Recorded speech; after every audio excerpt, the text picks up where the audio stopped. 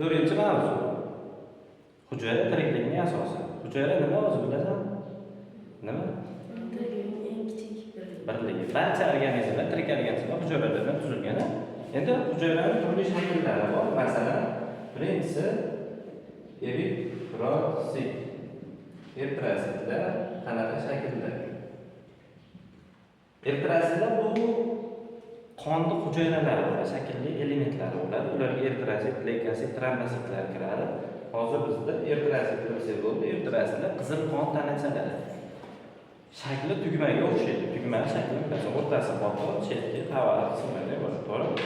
Shunaqa tugma shaklda bo'ladi. Bir tomchi qoningda 4-6 million atrofida eritrosit bo'ladi. O'rtacha necha million bo'ladi? 5 million. Shuncha eritrositimiz bor tomchilarimizda. Agar shunchadan kam bo'lsa, biz kam qon bo'lamiz. Ya'ni anemiya kasalligi chiqadi. Shunday eritrosit tugma shaklda qizil qon tanachalari hisoblanadi. Keyingisi leykosit. Leykositlar soxta oyoqlar chiqarish xususiyatiga ega. O'zidan doimiy shaklga ega emas. Qanaqadir mikroorganizmlar, mikroblar bo'lishi mumkin, bakteriya, viruslar bo'lishi mumkin. O'shalar kirganda leykositlar o'zidan soxta oyoq chiqarib, haligini qamrab olib, yo'qotib yuboradi. Shunaqa shaklga ega. Endi bular o'zi nobud bo'lsa, nima hosil bo'ladi? Bizda yiring hosil bo'ladi. Biror joyimiz yiring bo'lsa, demak bu o'lgan leykositlar to'planib hisoblanadi. Keyingisi barg og'izchalari. Barg og'izchasi mana ikkita lovyasmon hujayradan iborat. Mana kung fu belgisi ko'rdingizmi? Oq-qora. Mana shunday bo'lib turadi. Barg og'izchalari ikkita lovyasmon hujayradan iborat. Bu hujayrada barg og'izchasi nima vazifani bajaradi o'zi? Nafas olish, suv ulatish, fotosintez degan vazifalarni bajaradi. Barg og'izchasi barg ustida ham, barg tagida ham bo'ladi. Eng ko'pi bargda tagida bo'ladi va ko'pincha ochiq bo'ladi. Barg ustida kamroq bo'ladi, yopiq bo'ladi, har zamon ochilib yopilib turadi. Qachon namlik yuqori bo'lganda. Nimaga kam bo'ladi deysan? Tepada. Chunki quyosh tushgani uchun, quyoshdagi ultraviolet nurlar to'g'ridan-to'g'ri tushsa, tepasi doim ochiq turadigan bo'lsa, ichida kuydirib qo'yadi barg og'izchalar. Xlorofillar kuydirib qo'yadi. Shunami? Keyin barg qurib borishiga sabab bo'ladi. Xo'p, keyingisi nerv hujayrasi. Nerv hujayrasi shakli yulduzsimon nerv hujayralaridan iborat. Keyinchalik o'tamiz, akson dendrit degan tangalar bo'ladi. Vazifasi refleks hosil qilish. Refleks nima? Organizmda tashqi muhitga javob reaksiyasi. Masalan, ovqatlanish reflekslari bor, himoyalanish reflekslari, ko'payish reflekslari, mo'ljal olish reflekslari, har turlari, shartli refleks, shartsiz refleks. Ularga keyin o'tamiz. Umuman olganda refleks nima desa, hozir tashqi muhitga javob reaksiyasi. Tushunarli? Demak, mana shunaqa hujayralar shakllari bor. Endi umuman olganda hujayralar qanaqa qismlardan iborat? Qobiq bo'ladi. Bu qobiq sitoplazmatik membrana. Va ichi to'la suyuqlik bo'ladi. Bu suyuqlik sitoplazma. Sito hujayra, plazma suyuqlik, ya'ni hujayra suyuqlik. Va yadrodan iborat bo'ladi. Tabiatda shu yadrosi yo'q organizmlar ham bor. Bular prokaryotlar deyiladi. Yadrosi borlar eukaryotlar deyiladi. Prokaryot degani karyo yadro, pro gacha degani. Ya'ni yadrogacha bo'lgan organizmlar degani. Eukaryotlar degani eu haqiqiy degani, karyo yadro, ya'ni haqiqiy yadroga ega organizmlar degani. Prokaryotlarga bakteriyalar kiradi va ko'p yashil suvotlar kiradi. Qolgan organizmlar biroq o'simlik odamlar hammasi eukaryot hisoblanadi. Tushunarli? Endi o'simlik mana bu yozganimiz sitoplazmatik membrana, sitoplazma va yadrodan iborat hujayra bu hayvon hujayrasi hisoblanadi. Odam hujayrasi ham shunaqa, zamburug' hujayrasi. Endi o'simlik hujayrasining farqi bor. Uni qobig'i qalin bo'ladi.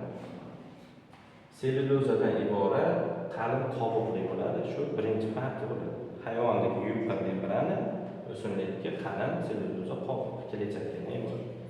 Bu birinchi farq. Ikkinchi farqi uni hayvonlarda va qisqaruvchi, hazm qiluvchi vakuolalar bo'ladi hayvonlar. Endi o'simlikda ta'm beruvchi vakuolalar bo'ladi. Va ta'm berishdan tashqari u kattalash xususiyatiga ega. O'simlik hujayrasi qanchalik kattalashib qaragani sari vakuol ham kattalashib boradi.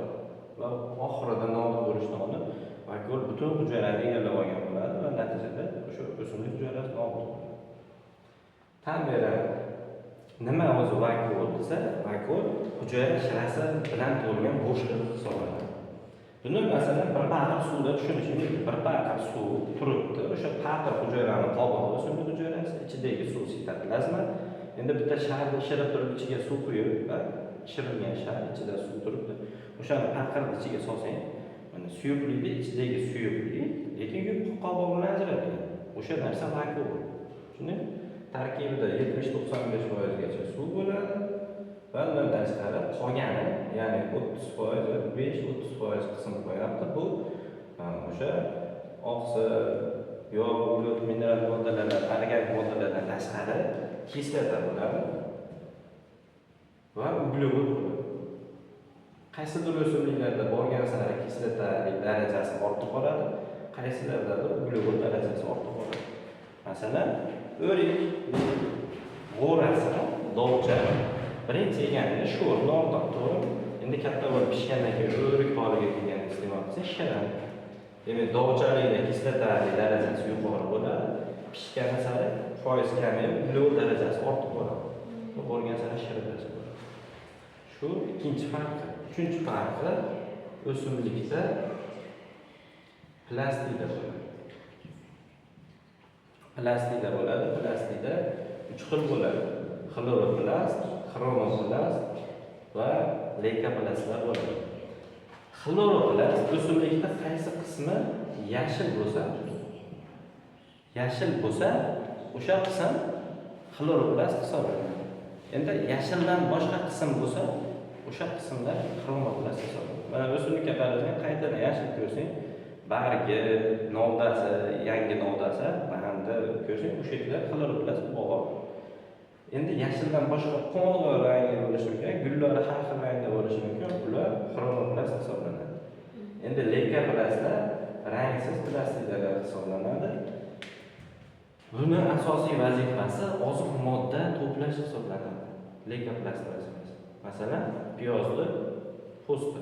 Piyozni qavatlari bor, ajratsa ichida yupqa parda bor. O'sha parda leykoplastdan iborat. O'sha oziq modda to'plab piyozni semirtiradi, kattalashtiradi. Tushunarlimi? Endi bundan tashqari pomidor mevasi, birinchi mevasi qanaqa rangda bo'ladi?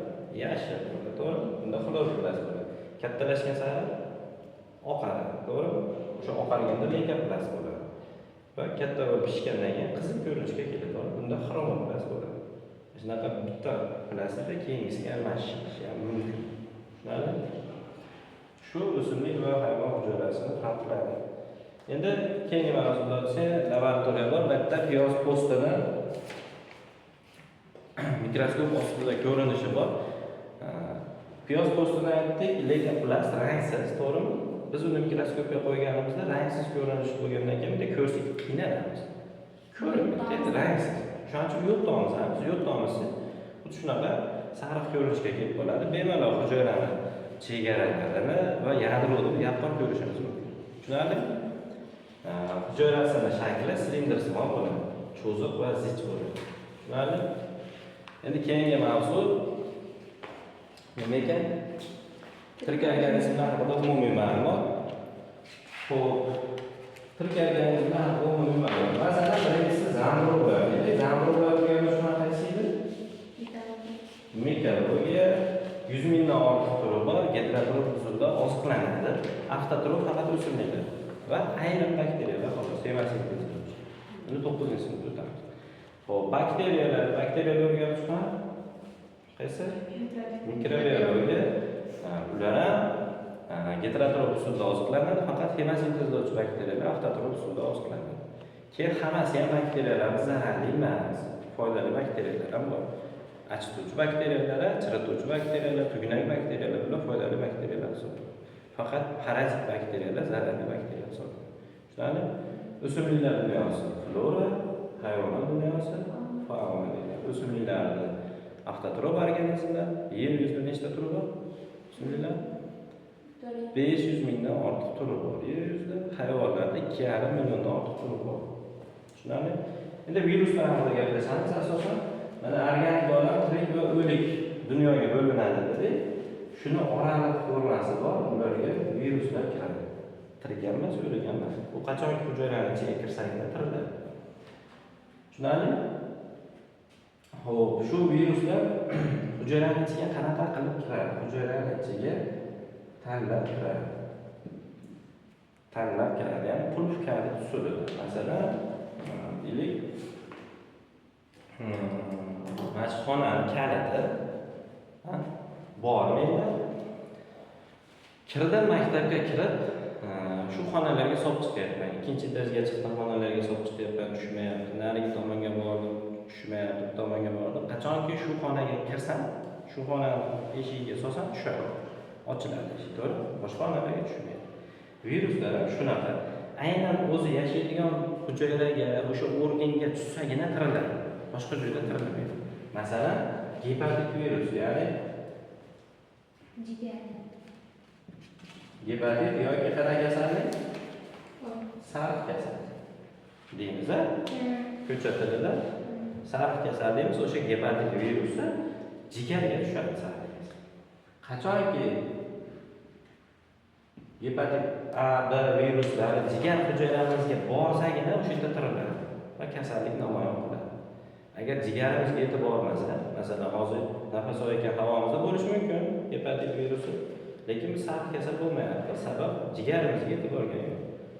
Burun yo'llarida, nafas yo'llarida, oshqozon chellarida qolib ketayotgan bo'lishi mumkin, o'pkada qolib ketayotgan bo'lishi mumkin. Tushunsiz? Qachon jigarga borsa tiriladi. Bu tushunarli. Gepatit jigarda parazitlik qiladi. Labda qaysi? Gerpes, to'g'ri? Gripp, koronaviruslar qayerda? Nafas yo'llarida parazitlik qiladi. Tushunarli?